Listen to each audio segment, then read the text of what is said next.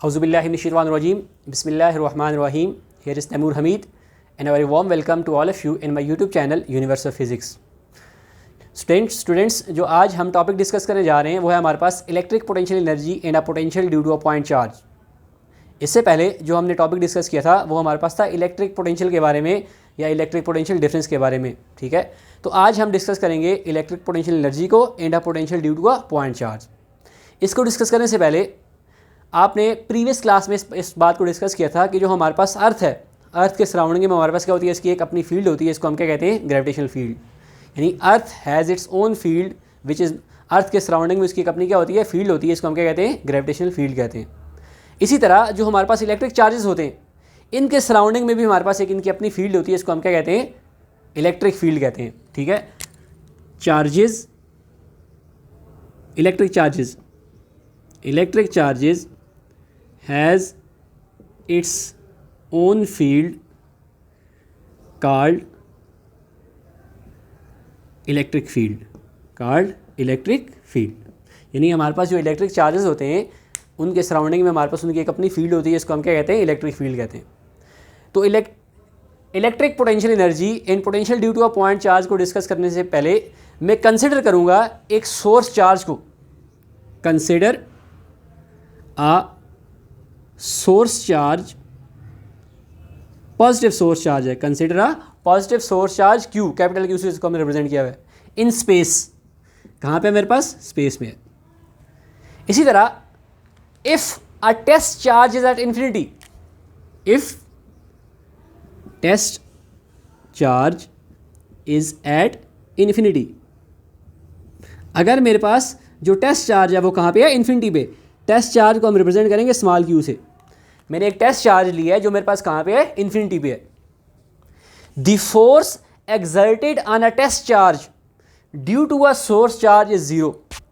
जब हमारे पास ये इन्फिनिटी पे होगा तो इसके ऊपर, टेस्ट चार्ज के ऊपर जो सोर्स चार्ज की फोर्स एक्सर्ट हो रही है वो क्या होगी, जीरो होगी, ठीक है।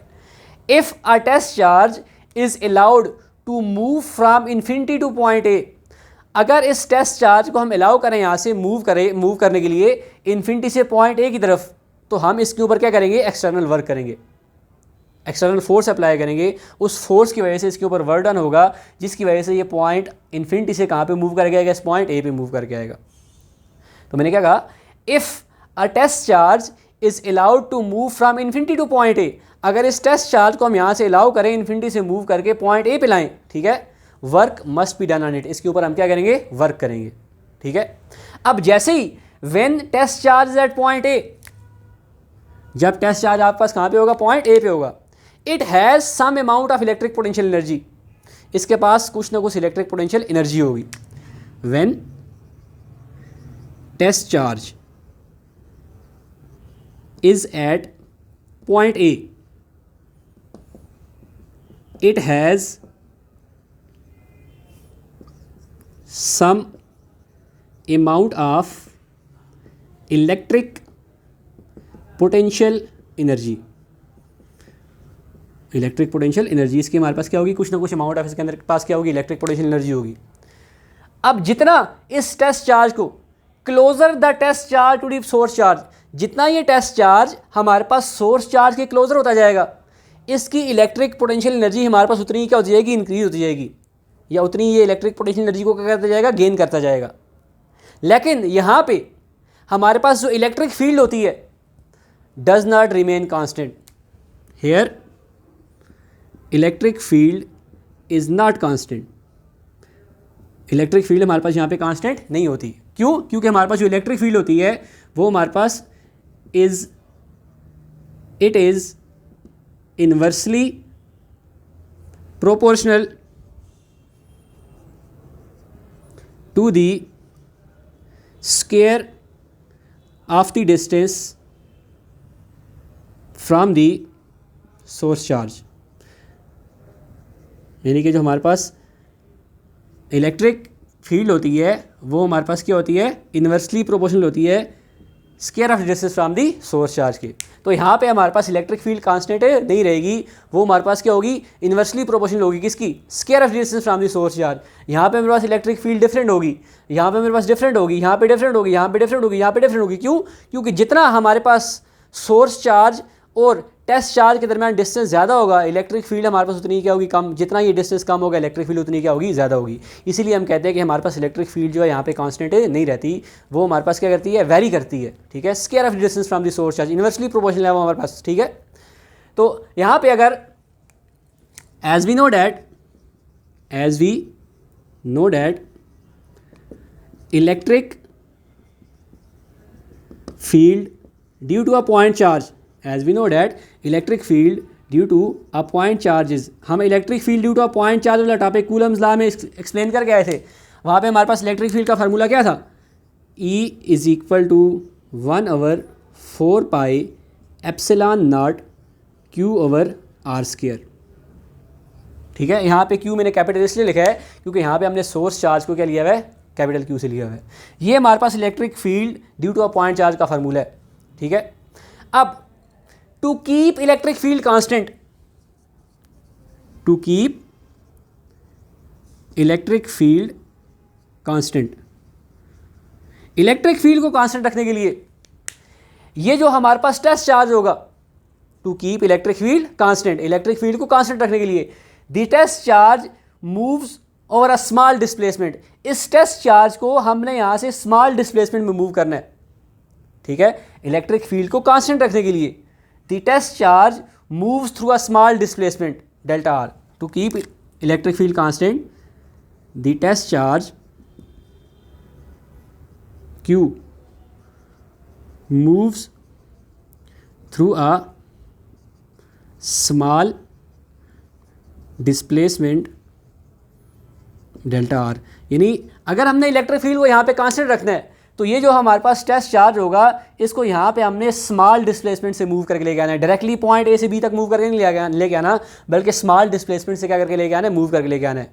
यहाँ के इतना स्मॉल डिस्टेंस हो कि हर दो पॉइंट्स के दरमियान हमारे पास इलेक्ट्रिक फील्ड क्या रहे, यूनिफॉर्म रहे। जितने भी हम स्मॉल डिस्प्लेसमेंट रहे उन सारों के दरमियान हमारे पास जो इलेक्ट्रिक फील्ड रहे वो क्या रहे, यूनिफॉर्म रहे। इसीलिए इस टेस्ट चार्ज को हम स्मॉल डिस्प्लेसमेंट से क्या करके लेके आएंगे, मूव करके लेके आएंगे किधर, इस सोर्स चार्ज की तरफ।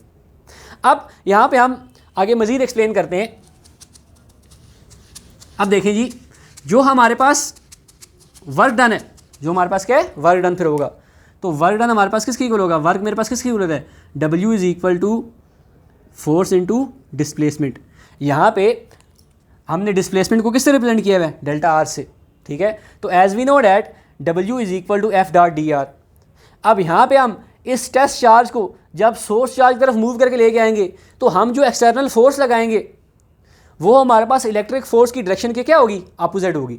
ठीक है, तो हेयर जो हमारे पास अप्लाइड फोर्स होगी, जो हमारे पास क्या होगी, अप्लाइड फोर्स, वो हमारे पास इलेक्ट्रिक फोर्स के क्या होगी, हमारे पास अपोजिट होगी। वो हमारे पास इलेक्ट्रिक फोर्स की क्या होगी, अपोजिट होगी। तो फिर हमारे पास जो अप्लाइड फोर्स होगी वो हमारे पास क्या होगी, माइनस क्यू ई। ठीक है, क्योंकि हमारे पास क्या होती है, इलेक्ट्रिक फील्ड क्या होती है, is equal to F over Q. यहाँ से फोर्स की वैल्यू निकालें तो F is equal to Q E, F is equal to Q E. यानी जो हमारे पास अप्लाइड फोर्स होगी वो माइनस क्यू के इक्वल फिर हो जाएगी। क्यों? क्योंकि वो एक्सटर्नल फोर्स जो हमारे पास इलेक्ट्रिक फोर्स है उसकी डायरेक्शन के हम क्या लगा रहे हैं, अपोजिट लगा रहे हैं। तो फिर यहाँ पे क्या आ जाएगा हमारे पास, W is equal to minus Q E delta R, minus Q E delta are. अब देखें, जो हमारे पास यहाँ पे फोर्स है वो इलेक्ट्रिक फील्ड की डायरेक्शन के क्या है, अपोजिट है। ठीक है, तो यहाँ पे हम फिर क्या साथ यूज़ करेंगे, काज ऑफ थीटा यूज़ करेंगे। ठीक है, तो हमारे पास इलेक्ट्रिक फील्ड की डायरेक्शन ये है, ठीक है, फोर्स की डायरेक्शन ये है। ठीक है, तो दोनों के दरमियान एंगल कितना बनेगा, यानी इलेक्ट्रिक फील्ड की डायरेक्शन मेरे पास सोर्स चार्ज की जो इलेक्ट्रिक फील्ड है उसकी डायरेक्शन ये है, और जो हम अप्लाइड फोर्स लगा रहे हैं उसकी डायरेक्शन ये है, दोनों एक दूसरे के अपोजिट है। ठीक है, तो इन दोनों के दरमियान हमारे पास एंगल कितना बनेगा, 180 बनेगा। तो W is equal to minus Q E delta R into cos of 180। अब काज 180 जो हमारे पास होता है वो -1 के इक्वल होता है। काज 180 किसके इक्वल होता है, -1 के। तो हमारे पास क्या आ जाएगा, W is equal to minus Q E delta R into -1, minus into minus plus, W is equal to Q E delta R. ये हमारे पास आ गई इक्वेशन नंबर 2। ठीक है। अब जो हमारे पास इक्वेशन 1 है, पुटिंग इक्वेशन 1 इन 2, पुटिंग इक्वेशन 1 इन 2, इक्वेशन 1 को हम किस में पुट करेंगे, 2 में पुट करेंगे। तो जब इक्वेशन 1 को 2 में पुट करेंगे तो हमारे पास क्या हो जाएगा, W इज इक्वल टू, ठीक है, W हमारे पास किसके इक्वल हो जाएगा, Q as it is, Q as it is. अब E है, E की वैल्यू मेरे पास कितनी है, 1/4 pi epsilon naught Q divided by R square into delta R। इसको ज़रा हम अरेंज करके लिख लें तो हमारे पास क्या आ जाएगा, W is equal to 1/4 pi epsilon naught capital Q small q divided by R square into delta R। ये हमारे पास आ गई इक्वेशन नंबर 3। अब हमने इस पॉइंट A से लेके B तक ये जो सारा डिस्प्लेसमेंट है इसको स्मॉल डिस्प्लेसमेंट में क्या कर दिया, डिवाइड कर दिया है। यानी कि इस टेस्ट चार्ज को हम स्मॉल डिस्प्लेसमेंट में क्या करके लेके आएंगे, इधर मूव करके लेके आएंगे, ठीक है। क्यों, क्योंकि हमने इलेक्ट्रिक फील्ड को क्या रखना है, कांस्टेंट रखना है। To keep electric field constant, electric field को कांस्टेंट रखने के लिए जो हमारे पास टेस्ट चार्ज होगा, test charge move through a small displacement delta R, test charge को हमने स्मॉल डिस्प्लेसमेंट डेल्टा आर में क्या करके लाना है, मूव करके लाना है। तो अभी हमारे पास ये इक्वेशन आ गई है, इसको यहाँ पे मैं लिख लेता हूँ, ठीक है, बाकी को मैं रेज कर देता हूँ। W is equal to 1/4 pi epsilon naught QQ divided by R square into delta R। ये मेरे पास आ गई इक्वेशन नंबर 3। इन सारी चीज़ों का तो मैं रेज कर देता हूँ क्योंकि यहाँ पे हमने डायग्राम को एक्सप्लेन करना है। अब देखें, इस सोर्स चार्ज से लेके इस पॉइंट A तक जो मेरे पास डिस्टेंस है वो मेरे पास क्या है, RA है। वो डिस्टेंस मेरे पास क्या है, RA। इसी तरह इस सोर्स चार्ज से लेके जो मेरे पास इस R1 तक, यहाँ तक जो मेरे पास डिस्टेंस है ये क्या है, मेरे पास R1, ठीक है। अगर इन दोनों के दरमियान हमने डिस्टेंस फाइंड करना हो, डेल्टा आर की अगर मैंने वैल्यू फाइंड करनी हो, किसकी वैल्यू फाइंड करनी हो, डेल्टा आर की, तो डेल्टा आर मेरे पास किसकी इक्वल हो जाएगा, आर ए में से हम माइनस क्या करेंगे, R1 माइनस करेंगे तो हमारे पास इसकी क्या आ जाएगी, वैल्यू आ जाएगी। तो डेल्टा आर मेरे पास किसकी इक्वल हो गया, RA माइनस R1। यानी कि यहाँ पे जो मेरे पास डेल्टा आर है इसकी वैल्यू यहाँ पे मेरे पास आ गई, डेल्टा आर की वैल्यू मेरे पास आ गई RA माइनस R1। अब ये जो मेरे पास R स्क्वायर है, अब ये R स्क्वायर क्या होगा, इन दोनों के दरमियान जो मेरे पास डिस्टेंस होगा इसकी एवरेज होगी, इन दोनों के दरमियान जो मेरे पास डिस्टेंस होगा इसकी क्या होगी, एवरेज होगी। अब इस एवरेज की मैंने वैल्यू फाइंड करनी है, किसकी वैल्यू फाइंड करनी है, एवरेज की। The average value for RA and R1 and RA, ये RA इसको कह दें, ठीक है, RA ये मैंने कह दिया। अब इसके दरमियान ये जो मेरे पास एवरेज वैल्यू है, जो इसके लिए भी, इसके लिए भी, इसके लिए भी, हर एक के लिए हम फाइंड करते हैं, तो इस डेल्टा आर की वैल्यू तो मैं ये फाइंड करके ले आया। अब इस R स्क्वायर की मैंने वैल्यू फाइंड करनी है। अब इस R स्क्वायर की वैल्यू मेरे पास क्या होगी, इन दोनों के दरमियान जो एवरेज होगी वो मेरे पास R स्क्वायर की वैल्यू होगी, उसकी वैल्यू को मैंने वहाँ से क्या करना है, फाइंड करना है। तो देखिए ये मेरे पास एक इक्वेशन आ गई, as from the figure delta R is equal to RA minus R1। Delta R मेरे पास किसकी इक्वल, RA माइनस R1 की। यहाँ से अगर मैं RA की वैल्यू फाइंड करूँ तो RA मेरे पास किसकी इक्वल हो जाएगा, RA, ठीक है, वो मेरे पास इक्वल हो जाएगा, इसको इधर ले आएँ, डेल्टा आर प्लस R1। तो RA मेरे पास किसकी इक्वल हो गया, डेल्टा आर प्लस R1 के इक्वल हो गया। ये लेट्स सपोज आप पास क्या आ गई जी, इक्वेशन नंबर 4 आ गई, ठीक है। अब एवरेज की value, the average value for RA and R1, RA और R1 के लिए जो आपके पास एवरेज वैल्यू होगी वो क्या होगी, R average is equal to R1 plus RA divided by 2। यानी इन दोनों के दरमियान जब हम एवरेज फाइंड करेंगे तो R1 plus RA divided by 2 हम कर देंगे। तो ये मेरे पास आ गया R1 plus RA divided by 2। अब देखें, R average is equal to R1 as it is plus RA है, RA की वैल्यू मेरे पास ये है, delta R plus R1 divided by 2, delta R plus R1 divided by 2। यहाँ पे इसको मैं इक्वेशन नंबर 4 कह देता हूँ, लेट्स सपोज 5 कह देता हूँ। टेकिंग, अब मुझे स्क्वायर चाहिए तो ये R है, taking square on both side, taking square on both side. जब दोनों साइड स्क्वायर लेंगे तो हमारे पास क्या हो जाएगा, R square is equal to R1 plus delta R plus R1। यहाँ पे इसको मज़ीद सिंप्लीफाई कर दें, एक स्टेप और होता है, ठीक है, उसके बाद स्क्वायर ले लेते हैं। R is equal to R1 plus R1 क्या हो जाएगा, 2R1 plus delta R divided by 2। अब इसके बाद इसको इक्वेशन 5 कंसिडर कर दें, taking square on both side, taking square on both side. जब दोनों साइड स्क्वायर लेंगे तो आपके पास क्या आ जाएगा, are square is equal to 2r1 plus delta are divided by 2 whole square आ जाएगा। तो r square as it is 2r a plus b whole square का फार्मूला लग जाएगा। तो 4r1 square plus delta are square plus 2r1 delta are divided by 4। यहाँ पे हमने क्या किया, a plus b whole square का formula a square plus b square plus 2ab, ये यहाँ से इस तरह से आया। ठीक है, अब देखें मज़ीद सिंप्लीफाई कर दें, R square is equal to 4r1 square plus delta are square plus 2 2 ज़ार 4r1 delta are divided by 4, 4r1 delta are divided by 4। अब देखें अगर मैं 4 को सबके नीचे डिवाइड कर दूँ, 4r1 square divided by 4 plus delta are square divided by 4 plus 4r1 delta are divided by 4, तो ये 4 4 से कैंसिल, ये 4 4 से कैंसिल, तो आपके पास क्या आ जाएगा, are square is equal to r1 square plus delta are square divided by 4 plus r1 delta are.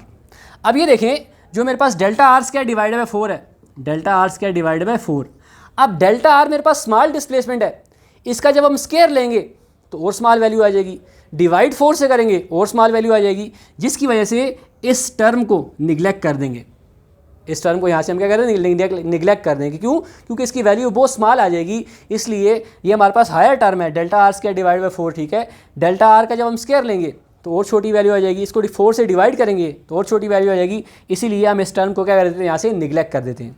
जब निगलेक्ट करेंगे, ठीक है, तो हमारे पास क्या आ जाएगा, are square is equal to r1 square plus r1 delta R. मैं यहाँ पे इस चीज़ को लिख लेता हूँ कि मेरे पास आर स्क्वायर की वैल्यू क्या आ गई, r1 square plus r1 delta are. अब देखिए डेल्टा आर की आपके पास वैल्यू क्या है, यहाँ पे delta R is equal to R A minus r1, तो यहाँ पे वैल्यू पुट कर दें, R square is equal to r1 square plus r1 delta R की वैल्यू मेरे पास है आर ए माइनस r1। तो देखें R square is equal to r1 square, r1 को r से a से मल्टीप्लाई करें, r1 are A plus into minus minus r1 square plus r1 square minus r1 square cancel, तो r square is equal to r1 are a. ये मेरे पास किसकी value आ गई, इस आर स्क्वायर की वैल्यू आ गई। अब इसको मैं इक्वेशन नंबर 6 का नाम दे देता हूँ, किसका नाम है, 6 का, पुटिंग इक्वेशन 6 इन 3,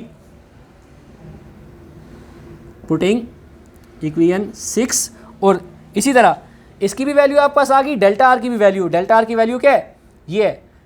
ठीक है, पुटिंग इक्वेशन 6 इन 3, जब इक्वेशन 6 को 3 में पुट करेंगे तो आपके पास क्या आ जाएगा, W इज इक्वल टू, अब देखें 1/4 pi epsilon naught as it is Q divided by R square की वैल्यू क्या आ गई, R1 आर ए, ठीक है, ये Q है, 2 Q हैं, इनटू डेल्टा आर की वैल्यू क्या है हमारे पास, ये देखें आर ए माइनस R1। अब इसको मैं यहाँ पे दोबारा लिख लेता हूँ, मैथमेटिकल कैलकुलेशन थोड़ी लेंथी है इसलिए सारों को हम साथ साथ रेज करते जा रहे हैं।